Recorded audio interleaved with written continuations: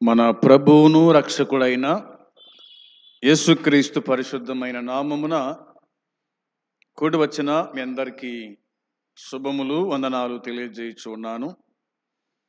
దేవుని వాక్యమైన బైబిల్లో నుండి యోహాను రాసిన సువార్త 4వ అధ్యాయము. యోహాను రాసిన సువార్త 4వ అధ్యాయము 39వ వచనం చదువుదాం. 39వ వచనం. నేను చేసినవన్నీ నాతో చెప్పానని సాక్ష్యమిచ్చిన స్త్రీ యొక్క మాటను బట్టి ఆ ఊరిలోని సమరయలలో అనేకులు ఆయన యందు విశ్వాసముంచిరి. చదువుకున్నటువంటి లేఖన భాగము నిమిత్తమై ప్రభు సహాయాన్ని కోరుకుందాము.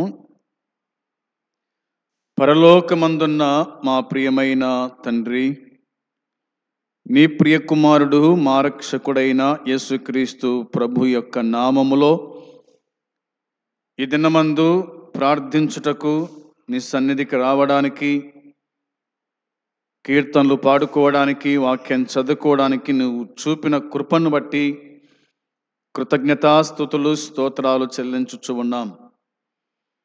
చదువుకున్న లేఖన భాగమును దీవించండి, చదువుబోయే లేఖన భాగాలు దీవించండి, ఆశీర్వదించండి. వినుచున్న వారికి మేలు క్షేమము దయచేయండి. దీనదాసుని కూడా మరుగుపరిచి మీరు మాట్లాడమని, నీ వాక్యం బయలుదేరుతుండగా అనేకులు వినడానికి నీ కృప దయచేయమని మీకు అప్పగించుకుంటూ, నీ ప్రియ కుమారుడు మా రక్షకుడు యేసుక్రీస్తు నామములో ప్రార్థించుచున్నాము తండ్రి, ఆమేన్. దేవుని వాక్యమైన బైబిల్లో నుండి యోహాను సువార్త 4వ అధ్యాయము మనము ధ్యానము చేస్తూ ఉన్నాం. ఈ దినమందు 7వ వచనాన్ని మనము చదువుకొని ధ్యానం చేద్దాం. 7వ వచనము. సమరయ స్త్రీ ఒకతే నీళ్లు చేదుకొనుటకు అక్కడికి రాగా, యేసు నాకు దాహమునకిమ్మని ఆమెను అడిగాను. ఈ వచన భాగములో మనకు మన ప్రభువైన యేసుక్రీస్తు, సమరయ స్త్రీ ఇద్దరు కూడా కనిపిస్తున్నారు. ఇందులో వారి యొక్క సంభాషణ మనకు కనిపిస్తూ ఉంది. ఈ 4వ అధ్యాయమును మనము 5 భాగాలుగా విభజించవచ్చు. ఎట్లా అంటే 7 నుంచి 12 వరకు ఒక భాగముగా, 7 నుంచి 12 వరకు ఒక భాగముగా, రెండవ భాగము 13, 14 వచనాలు, దీని రెండవ భాగముగా ధ్యానం చేయవచ్చు.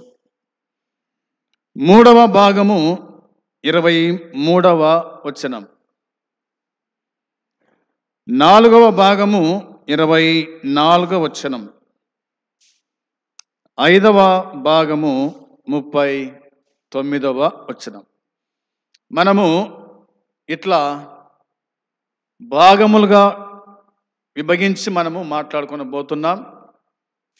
జాగ్రత్తగా ఈ సమరయ స్త్రీ గురించి, ప్రభు యొక్క బోధ గురించి, సమరయలోని ప్రజల యొక్క మారు మనసు గురించి మనము విందాం, నేర్చుకుందాం. మన బ్రతుకులను మనము సరిచేసుకుందాం, సరిదిద్దుకుందాం. ఈ దినమందు 7వ వచనం నుంచి 12వ వచనం వరకు మనము ధ్యానం చేస్తూ రావాలి. ఈ మొదటి భాగంలో సమరయ స్త్రీ. సమరయ స్త్రీతో యేసు సంభాషించిన విధి విధానాన్ని బట్టి పరలోకమందున్న తన తండ్రి ఉద్దేశాన్ని నెరవేర్చాలన్న, ఆ స్త్రీని నిత్య జీవములోకి ప్రవేశింప చేయాలన్న ఆయన కోరిక ఇందులో మనకు వెల్లడవుతుంది అనేది మనము గుర్తుంచుకోవాలా. ఆ వచ్చిన భాగాల్లో శిష్యులు భోజనాన్ని కొనడానికి వెళ్ళిపోయినారు. 8వ వచనం మనం చూస్తే వారు భోజనం కొనడానికి ఊరిలోనికి వెళ్ళిరి అనే మాట మనకు కనిపిస్తుంది. భోజన పానాదుల కన్నా నశించిన దానిని రక్షించాలన్న తపన యేసు ప్రభుకు ఉంది అనేది మనము గుర్తుంచుకోవాలా. భోజన పానాదులు అవి కడుపు నిమిత్తం, నశించిపోతున్న ఆత్మ అది ప్రభువు నిమిత్తం. ఈ లోకపరంగా ప్రతి మానవుడు భోజన పానాదుల నిమిత్తమై ప్రయాసపడతాడు, భోజనాలు కొంటాడు, నీళ్లు గుడక కొంటున్నాడు. ఇవన్నీ మీకు కావాలని మీ పరలోకపు తండ్రికి తెలియను అనే మాటను మర్చిపోయి ఆనాడు ప్రభు వెంట ఉన్న శిష్యులు కూడా ఏం చేశారంటే భోజనము కొనుటకు వాళ్ళు ఊరిలోనికి వెళ్ళి ఉండిరి అనే మాట వ్రాయబడి ఉంది. ఏమి యేసు ప్రభు భోజనం పెట్టలేడా? యేసు ప్రభు వారికి ఆకలి తీర్చలేడా అంటే అన్ని సందర్భాల్లో కాదు.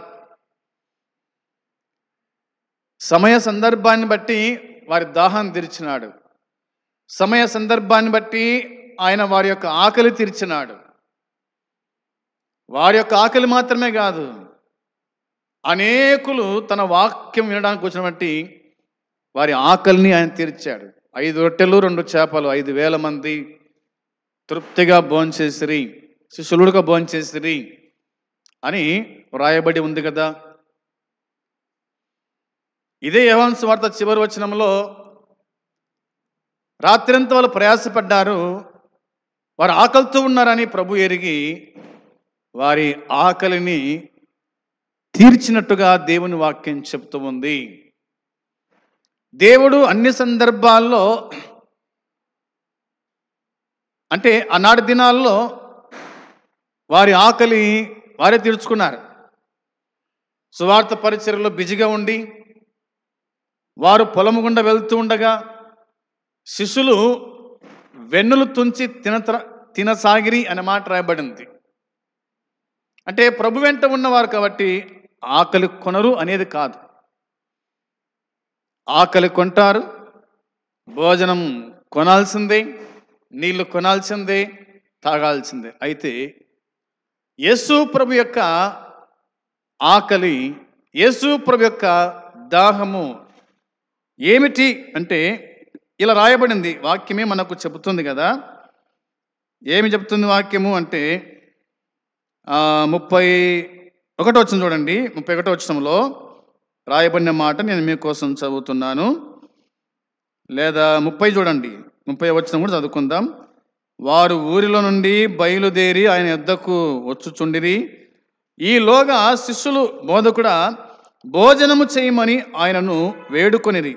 అందుకు ఆయన భుజించుటకు మీకు తెలియని ఆహారం నాకున్నదని వారితో చెప్పగా శిష్యులు ఆయన భుజించుటకు ఎవడైనా ఏమైనను తెచ్చేనేమో అని ఒకరితో ఒకడు చెప్పుకొనిరి అనే మాట రాయబడింది.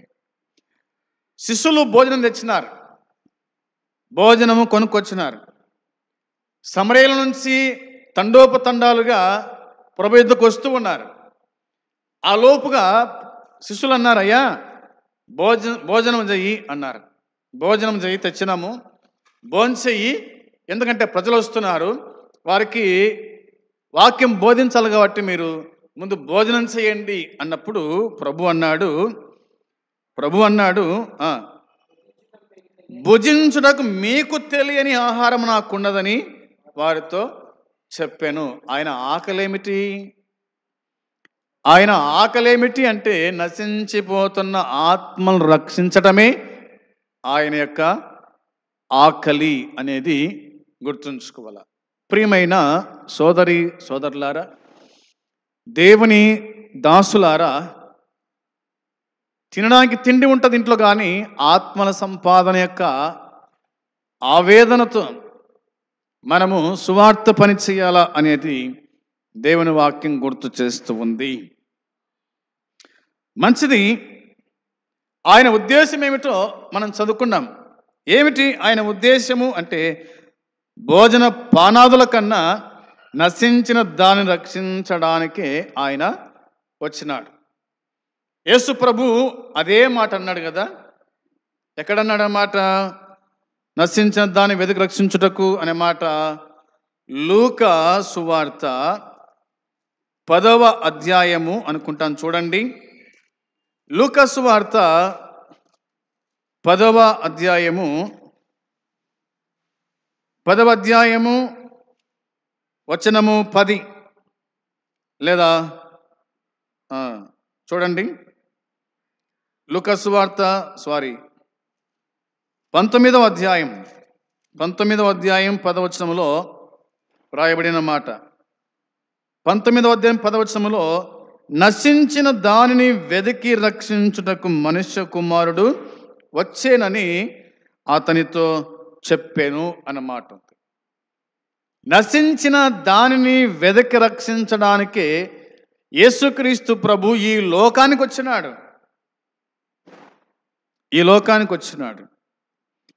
కాబట్టి ఆయన సమరే స్త్రీ నశించిపోతుంది, పాపములో ఉంది, పతనమైపోతుంది, చనిపోతే నరకానికి వెళ్ళిపోతుంది అని చెప్పేసి ప్రభు ఆమె కోసమే ఆయన అలసి ఉన్న రీతిగా యాకోబు బావి యొద్ద ఆయన ఎండవేళ కూర్చున్నట్టుగా మనకు పై వచనాలు జ్ఞాపకము చేస్తూ ఉన్నాయి. కాబట్టి ఆయన ఉద్దేశం వేరు, మన ఉద్దేశము వేరు. ఆయన ఆలోచన వేరు, మన ఆలోచన వేరు. ఆయన తలంపులు వేరు, మన తలంపులు వేరు అనేది గుర్తుపెట్టుకోవాలి. ఆయన యొక్క ఆశయం ఏమిటో దేవుని వాక్యం చెబుతూ ఉంది. లూకా సువార్త 15వ అధ్యాయంలో ఇలాగా రాయబడి ఉంది. ఆ మాటలు చదువుకుందాం. లూకా సువార్త 15వ అధ్యాయంలో రాయబడిన మాట నేను మీకోసమై చదువుతూ ఉన్నాను. 5వ వచనం చూడండి. 15వ అధ్యాయము 5వ వచనములో, అది దొరికినప్పుడు సంతోషముతో దానిని తన భుజముల మీద వేసుకొని ఇంటికి వచ్చి తన స్నేహితులను పొరుగు వారిని పిలిచి, మీరు నాతో కూడా సంతోషించుడి, తప్పిపోయిన నా గొర్రె దొరికినదని వారితో చెప్పును కదా. అటువలే మారు మనస్సు అక్కరలేని 99 మంది నీతిమంతుల విషయమై కలుగు సంతోషము కంటే మారు మనసు పొందు ఒక్క పాపి విషయమై పరలోకమందు ఎక్కువగా సంతోషము కలుగును. మన ప్రభు అయిన యేసుక్రీస్తు మాట్లాడుతూ ఈ అధ్యాయములో 3 ఉపమానాలు చెప్పినాడు. ఒకటి తప్పిపోయిన గొర్రె, రెండవది పోగొట్టుకొనిన నాణ్యం, మూడవది తప్పిపోయిన కుమారుని గురించి వ్రాయబడి ఉంది. కాబట్టి మనకు అర్థమైన విషయం ఏంటంటే, 100 గొర్రెల్లో ఒక గొర్రె తప్పిపోగా 99 గొర్రెలను అడవిలో విడిచిపెట్టేసి తప్పిపోయిన దాన్ని వెదకడానికి వెళ్ళాడంట. అది దొరికేంత వరకు వెతికినాడు. అది దొరికింది, దాని భుజాల మీద వేసుకున్నాడు, ఇంటికి వచ్చాడు.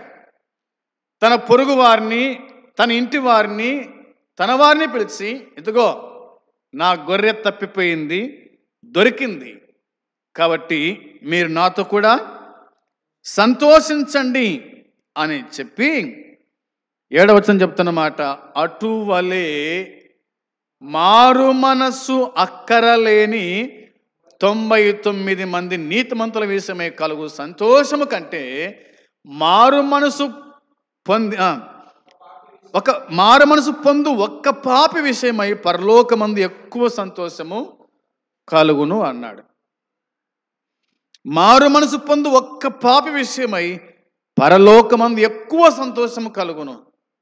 ఒక్క పాపి ఈ భూమి మీద మారు మనసు పొందితే పరలోకములో ఎక్కువ సంతోషం. అదే ఆయన సంతోషం.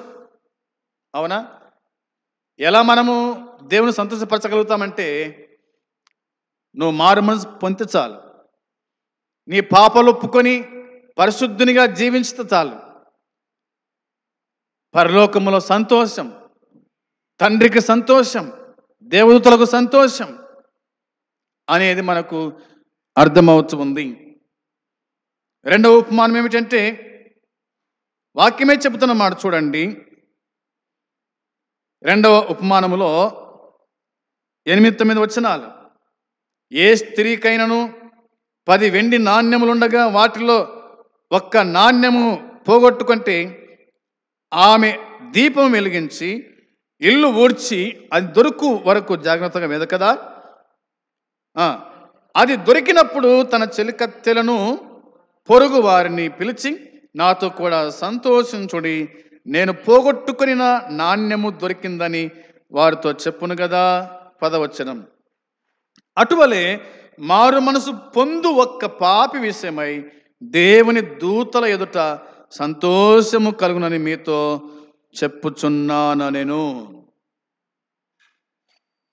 అవునా? మారు మనసు పొందు ఒక్క పాపి విషయమై పరలోకమందు ఎక్కువ సంతోషం అని ఉంది 7వ వచనంలో.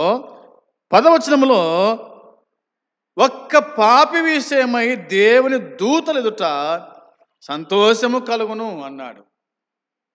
పరలోకముల సంతోషము, దేవుని దూతల ఎదుట సంతోషం.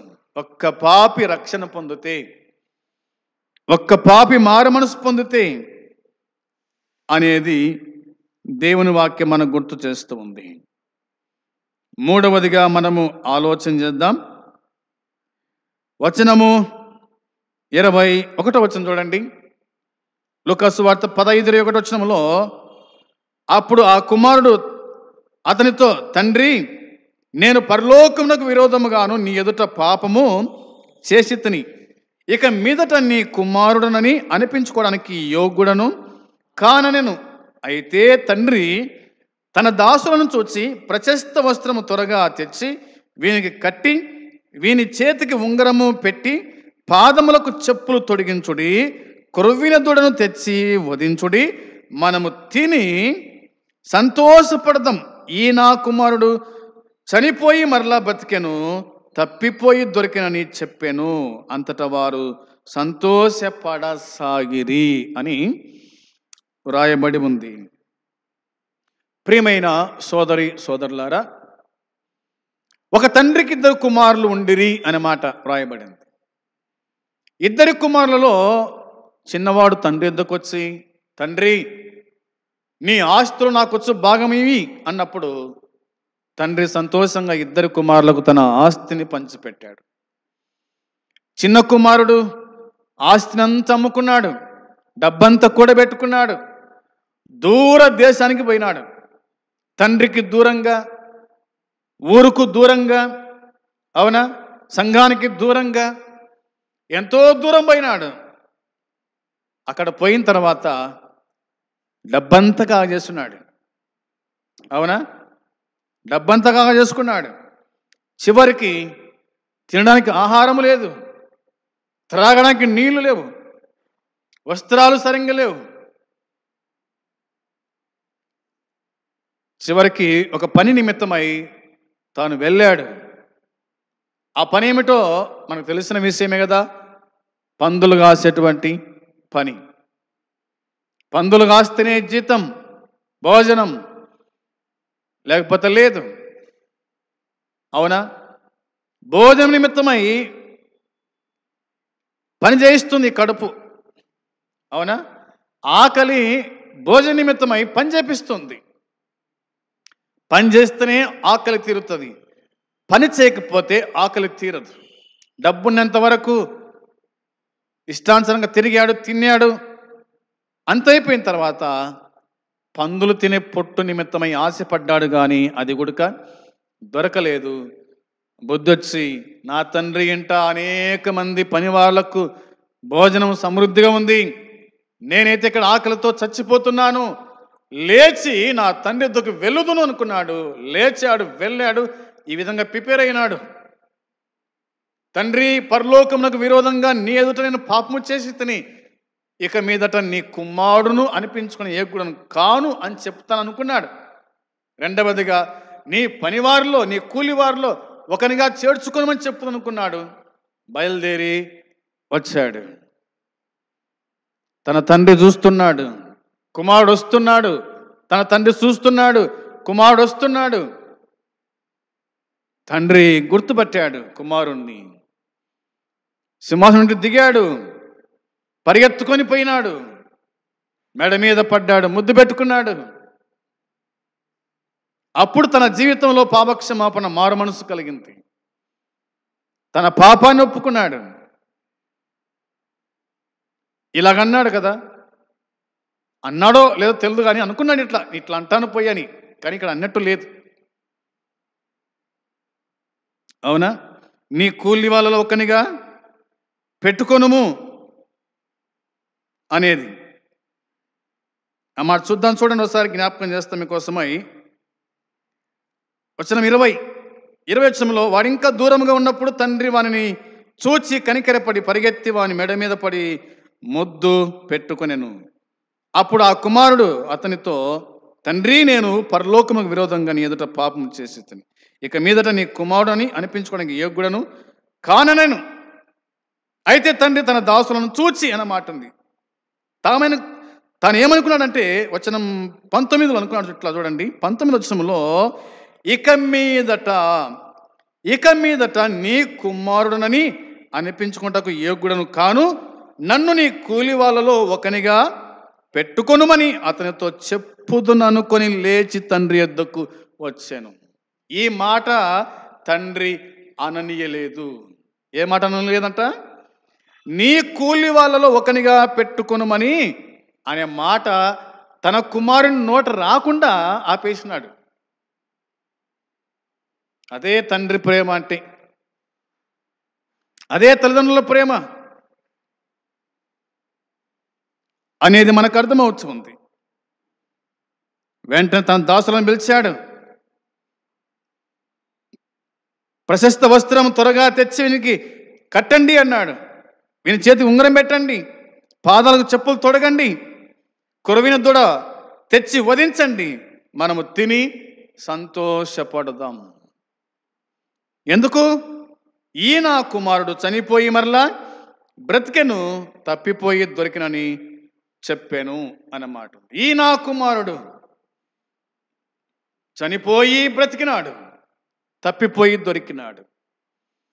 చనిపోయి బతికినవాడు తప్పిపోయి దొరికిన వాడిని చూడగా తండ్రికి సంతోషము కలిగింది. ప్రియ సోదరి సోదరులారా, దేవుని నమ్మిన తర్వాత పడిపోయినావా? అయితే తిరిగిరా దేవుని కాడికి. దేవుని నిన్ను చూసి సంతోషపడతాడు. చచ్చిపోయి బతికినావా అంటే మీ అపరాధముల చేత, పాపముల చేత మీరు చచ్చిన వారి ఉండగా క్రీస్తు మీకోసమై చనిపోయి తిరిగి లేచాడు.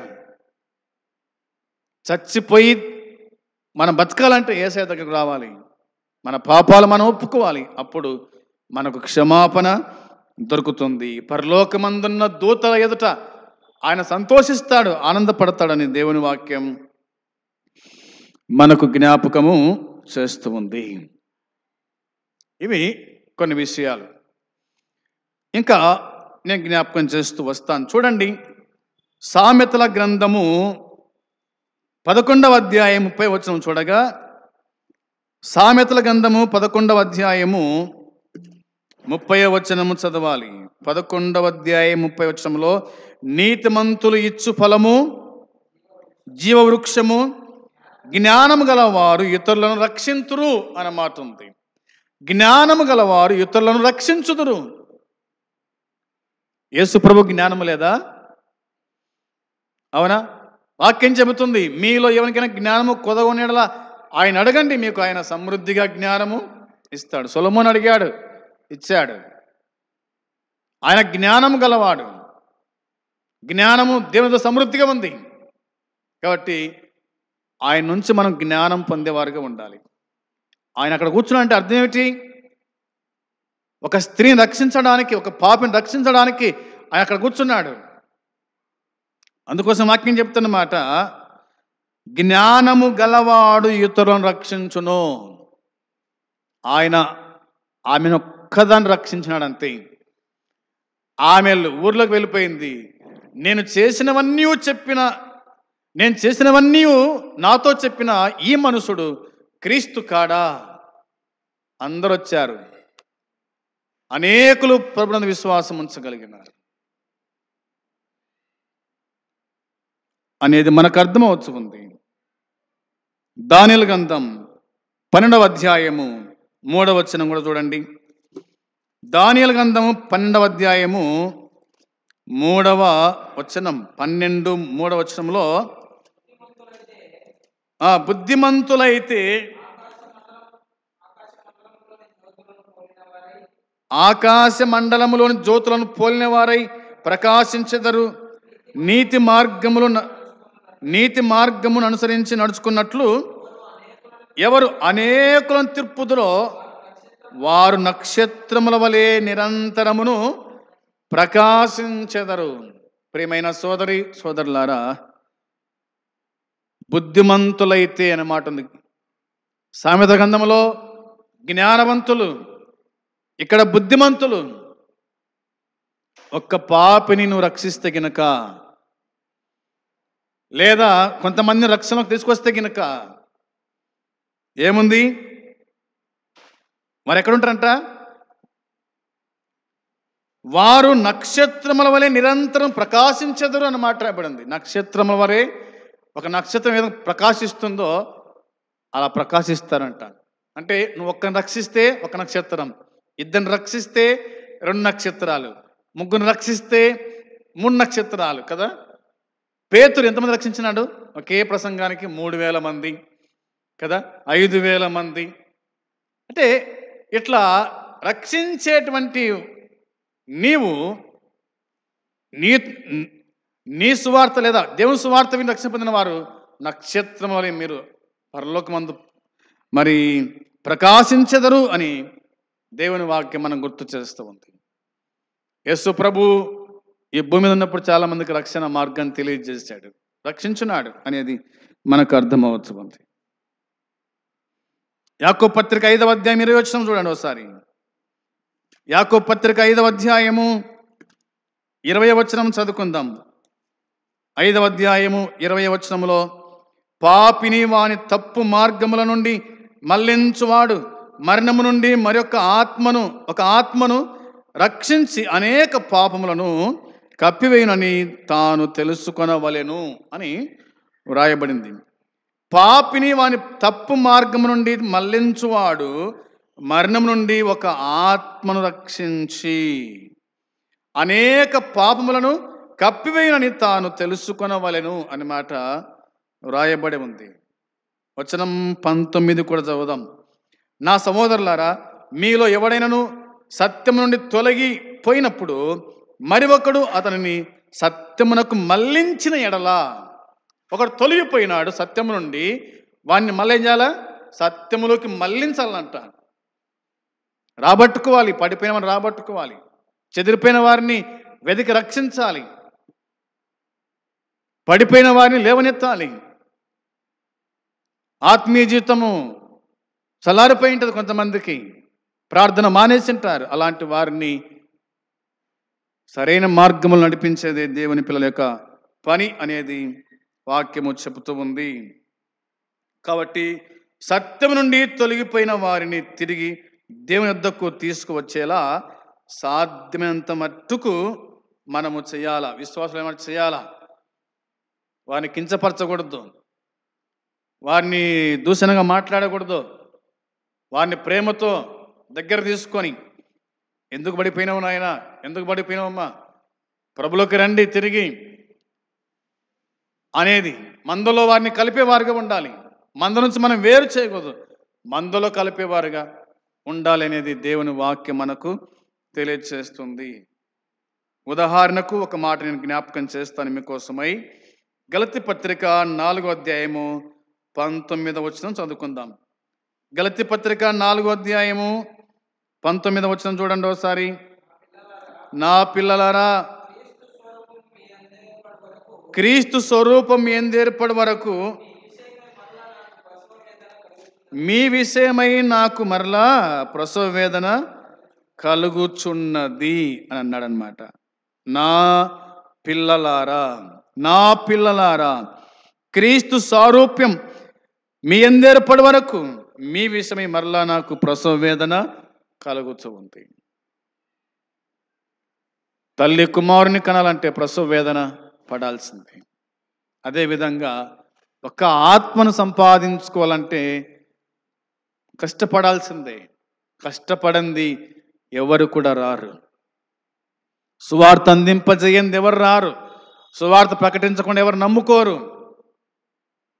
ఒక ఆత్మను సంపాదించుకోవాలంటే అందులో కష్టం ఉంది.